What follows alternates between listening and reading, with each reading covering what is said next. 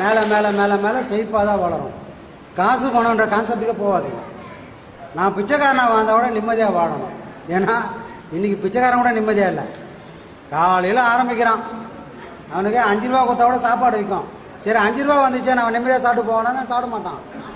விளக்கு வச்சா கூட அவன் போகிறான். அப்போ என்ன வரான்? பிச்சைக்காரன் வாழ்க்கை கூட நிம்மதியாக இல்லை, அப்புறம் கோடீஸ்வரன் வாழ்க்கை அங்கே நிம்மதியாக இருக்கும். அதனால யார் வாழ்க்கை நிம்மதியாக கிடையாது இந்த உலகத்தில். எதையும் விட்டுட்டு ஓடிலாம் நிம்மதியாகலான்னா அதுக்கும் வாய்ப்பு இல்லை. இருந்த இடத்திலே நிம்மதியாக இருக்கக்கூடிய வாய்ப்பை தான் ஐயா கொடுத்துருக்காரு. அதனால் எதையும் விட்டுட்டு ஓடுறதுக்கான தகுதி நம்ம கிடையாது. எல்லாத்தையும் அனுபவித்து முடிச்சுட்டு அந்த உண்மையை விட்டுட்டு நம்ம விலகி நிற்கணும். எல்லாத்தையும் நான் தான் சாப்பிட்ணும். ஒரு கட்டத்துக்கு அப்புறம் இதெல்லாம் போதும்பா அப்படின்னு நான் சொல்லணும். எப்போ சொல்லணும்? எல்லாம் நல்லா இருக்கும் போதே. எனக்கு சுகர் வந்ததுக்கப்புறம் சாப்பாடு வேணான்னு சொல்லக்கூடாது. ஏன்னா அது உடம்பு ஏற்றுக்கலை. எனக்கு எது வந்தாலும் உள்ளே போட்டால் ஜீர்ணிக்கக்கூடிய சக்தி இருந்தாலும் வேணாப்பா.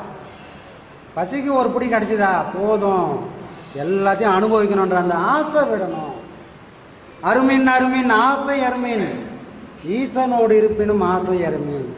நமக்கு அந்த வேட்கை வரக்கூடாது. எல்லாத்தையும் அனுபவிக்க தான் இங்கே வந்தோம் அப்படின்றது எது வரைக்கும்னா ஒரு 40லேருந்து 50 வயசுக்குள்ளே அந்த விஷயத்தை முடிச்சிடணும். 40 தாண்டினாவே அனுபவிக்க வரல, எல்லாத்தையும் அனுபவித்து முடிச்சுக்கினேக்கிறதுக்காக வரல. இறைவன் ஒரு வேலை செஞ்சு சொல்லியிருக்கான், அதை முடிக்க மட்டும்தான் நாம் இங்கே வந்திருக்கோம். அந்த உண்மையை புரிஞ்சுக்கின்னு அந்த உண்மையை நோக்கி நம்ம பயணம் பண்ணுறதுக்கு ஒரு தெளிவான வழிமுறையோடு போனோம். மௌடீகமாக நானே ஒரு கற்பனை பண்ணினேன். ஐயாவோட வீடியோ பார்த்தேங்க. ஐயா வந்து மூச்சு பயிற்சி இப்படி சொன்னார் அப்படின்னு வீட்டில் உட்காந்து செஞ்சால் மூச்சு திணற ஒருத்தன் உள்ள அடிப்பான். எந்த ஸ்கேன் பண்ணாலும் என்ன ஆயிடுச்சுன்னு யாராலும் கண்டுபிடிக்க முடியாது. அப்போது இதுதான் பாதை நம்ம தெரிஞ்சிட்டால் அதை முறைப்படி பயணம் பண்ணணும். அதை முறைப்படி சொல்கிறவங்க கேட்டு அந்த நிலையில் நிற்கணும். அன்னைக்கு நான் அதில் நிற்க ஆரம்பிச்சிட்டோம்னா ஒரு நூல் கூட அப்படியே ஆடக்கூடாது, ஒரு நூல் கூட இப்படி இருக்கக்கூடாது. எப்படி இருக்கணும்? தஞ்சாவூர் தலையாடி பொம்மை மாதிரி இருக்கணும். காலம் எதையும் அசைச்சு பார்க்கும். நான் இப்படி தான் வைராகமாக இருக்கலான்னா வாய்ப்பே கிடையாது. காலம் உன்னோட உறுதித்தன்மை, நீ அப்படியே நிற்கிறியான்னு பார்க்கறதுக்கு அந்த தஞ்சாவூர் தலையாடி பொம்மையை நம்ம அசைச்சா எப்படி இருக்கான்? ஊந்துருமா? திரும்ப பழைய நிலைக்கு விற்கும். அப்போ காலம் நம்மளை அசைச்சு பார்க்கும், தள்ளி பார்க்கும். ஆனால் நாம் எப்படி இருக்கணும்?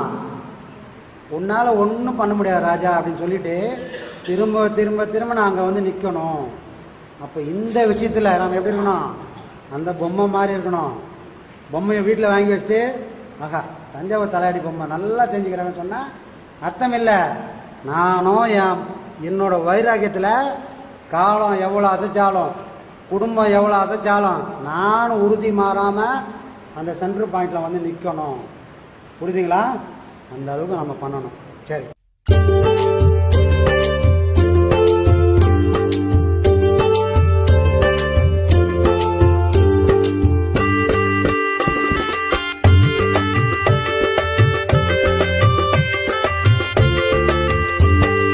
சாமி நம்ம நித்யானந்த சாமி சரணம் பாடு, சங்கடங்கள் தீர நம்ம